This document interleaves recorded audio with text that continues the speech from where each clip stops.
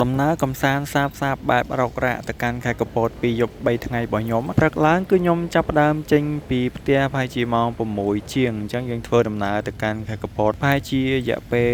មិនដល់1ម៉ោងឯគ្នាយើងព្រោះដោយសារថាពីផ្ទះខ្ញុំទៅខេត្តកំពតហ្នឹងជិតដែរព្រោះខ្ញុំនៅកំពតដែរបើទោះបីជាខ្ញុំនៅខេត្តកំពតមែនក៏ប៉ុន្តែកន្លែងដើរលេងខ្លះនៅខេត្តកំពតខ្ញុំក៏អត់ទាន់បានស្គាល់អស់ដែរព្រោះអ្នកទាំងអស់គ្នាដឹងហើយព្រោះដោយសារនៅខេត្តកំពតគឺសម្បូរកន្លែងដើរលេងខ្លាំងមែនទែនមិនថាអ្នកទាំងអស់គ្នា relax នៅក្នុងក្រុងឬក៏ជីអាចមានជាសមុទ្រជួរភ្នំទឹកធ្លាក់ឬក៏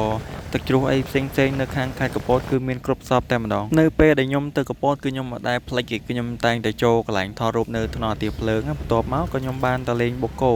អ្នកទាំងអស់គ្នាច្បាស់ជាស្គាល់ហើយទៅកំពតណាក៏ស្គាល់ដែរខាងបូកគោហ្នឹងអញ្ចឹងហើយដំណើរកំសាន្តខ្ញុំម្ដងគឺខ្ញុំមិនដែលចោលលេងបូកគោគឺខ្ញុំតែងតែឡើងបើមិនបានធ្វើអីក៏បានទៅជិះម៉ូតូ relax លេងហើយក៏ចុះមកវិញរកកន្លែងដើរលេងផ្សេងទៀតអញ្ចឹងណាហើយថ្ងៃខ្ញុំទៅលេងបូកគោសានេះគឺមានបងច្រើនខ្លាំងមែនទែនគាត់ជិះម៉ូតូ relax ឈៀលគាត់ទៅលេងសប្បាយនៅលើភ្នំបូកគោនឹងដែរអញ្ចឹងហើយដូចជាគ្នាយើងបានឃើញនៅក្នុងវីដេអូអញ្ចឹងទេសភាពតាំងពីក្រោមមកដល់លើគឺតិចភ្នែកខ្លាំងមែនទែនព្រោះដោយសារថាពេលខ្លះទៅក៏មានភ្លៀងពេលខ្លះទៅក៏មានអាប់អញ្ចឹងធ្វើអារម្មណ៍មួយដែលយើងឡើងលើភ្នំហ្នឹងគឺ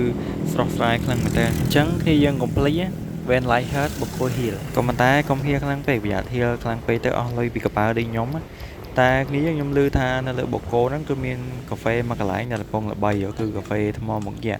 ខ្ញុំក៏បានមកដល់ហ្នឹងខ្ញុំក៏សម្រាប់ឈប់នៅនឹងសិនក៏ប៉ុន្តែអត់បានចូលធ្វើអីទេព្រោះដោយសារមនុស្សច្រើនពេកបានត្រឹមតែមកថតវីដេអូដុតគ្នាលេងឬក៏អង្គុយថតរូបបានពីរប៉ុស្តិ៍ហើយទៅតែអត់បានចូលលេងនៅក្នុងហ្នឹងឯងក៏យើងបន្ត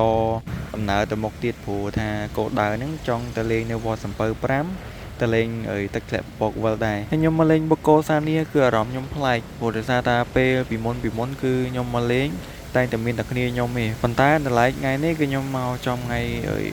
បងជប់សម្រាប់ដែរអញ្ចឹងក៏មានមនុស្សជាច្រើនជិះម៉ូតូតាមផ្លូវទៅលេងបូកគោអញ្ចឹងក៏ធ្វើអារម្មណ៍ខ្ញុំប្លែកមួយបែបដែរព្រោះដោយសារថាពីមុនអីគឺខ្ញុំឡើងអត់សូវមានមនុស្សច្រើនអញ្ចឹងឯងគឺមានតែមួយធីមពីរធីមឬក៏មានតែគ្នាខ្ញុំអញ្ចឹងណាព្រោះដោយសារចំថ្ងៃបងគាត់ជាប់រវល់ធ្វើការតែដល់ឡែកថ្ងៃនេះដូចគ្នាយើងបានឃើញនៅតាមផ្លូវអញ្ចឹងគឺអត់តែដាច់មនុស្សទេគឺតែងតែមានម៉ូតូជិះកាត់រហូតតាំងពីក្រោមមកដល់លើ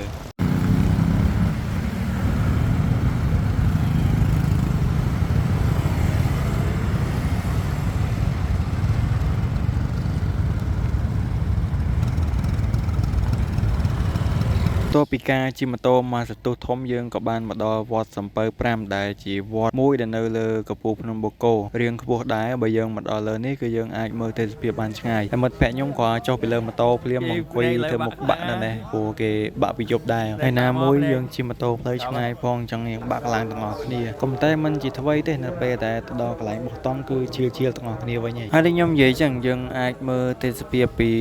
លើវត្តសំពៅ5ទៅក្រោមទៅយើងអាចមើលទេសភាពទៅបានឆ្ងាយស្អាតស្រឡះភ្នែកល្អនៅកន្លែងហ្នឹងយើងអាចថតរូបថតអីមានកន្លែងថតរូបស្អាតច្រើនហើយយើងក៏អាចអង្គុយមើលទេសភាពពីលើចុះក្រោមទៅធ្វើអារម្មណ៍យើងវាស្រស់ស្រាយ relax អញ្ចឹងក៏ពួកយើងក៏មិននៅយូរប្រហែលដែរព្រោះកន្លែងហ្នឹងគឺយើងធ្លាប់មកច្រើនដងហើយអញ្ចឹងយើងអាចមករំលឹកអនុស្សាវរីយ៍ទីទួយទៅយើងជិះម៉ូតូទៅវិញអញ្ចឹងយើងធ្វើដំណើរទៅវិញហ្នឹងគឺទៅស្ទឹងពពកវិលអញ្ចឹងស្ទឹងពពកវិលគឺមានទឹកធ្លាក់ហើយនឹងមានកន្លែងថតរូបស្អាតច្រើនយើងជិះម៉ូតូអត់យូរទេមកតាមផ្លូវនឹងត្រង់ទៅមកដល់ស្ទឹងពពកវិល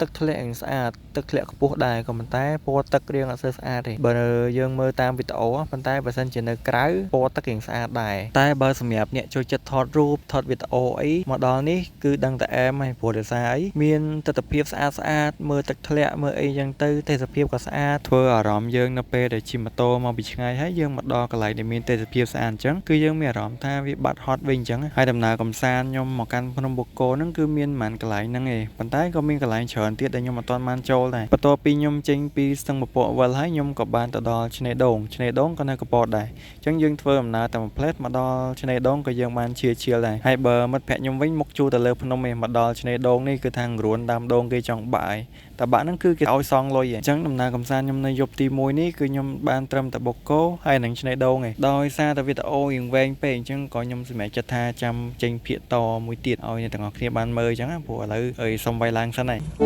នឹកអូនខ្លាំងណាស់នឹកស្ងួនខ្លាំងណាស់ឥឡូវបងរងា